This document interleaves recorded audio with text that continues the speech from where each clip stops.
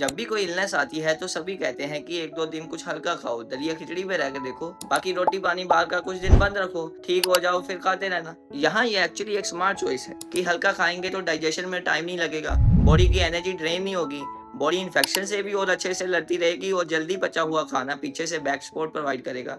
पर मेन मुद्दा इस वीडियो का है कि दलिया जो गेहूं का ही बनता है उससे क्यों बीमारों का खाना कहते हैं, क्यों वो इजी टू डाइजेस्ट है रोटी से, जबकि रोटी भी वही गेहूं की है और दलिया भी, दोनों पीछे सेम है, तो क्यों इनमें से एक ज्यादा इजी टू डाइजेस्ट है और एक कंपैरेटिवली थोड़ा भारी है, व्हाई इट हैपेंस।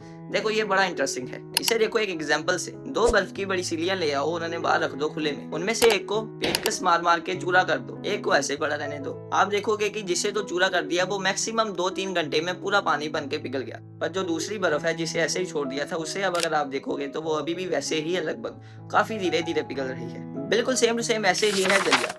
दलिये में एक एक दाना अलग होता है जिससे वो अंदर जाके बहुत आराम से घुल जाता है और जल्दी बचता है। दूसरी ओर वही आटा है गेहूं का, पर उसमें थोड़ी बाइंडिंग आ जाती है उसे गूंद लेने से। 70 से 80 गेहूं के दानों की एक सॉलिड रोटी बनती है और सॉलिड खाना वैसे ज्यादा टाइम लेता है बचने में। पहले उसे लिक्विड बनाएगा पेट 40 मिनट लगा के, फिर बचना शुरू होगा। और दूसरी ओर दलिया पहले से ही सारा पेस्ट लिक्विड होने की वजह से जल्दी बचता है और ताकत देता है और पेट की ज्यादा मशक्कत नहीं कराता है। ऐसा सुना है कभी कि किसी को दलिया खा के ब्लोटिंग होगी? नहीं ना।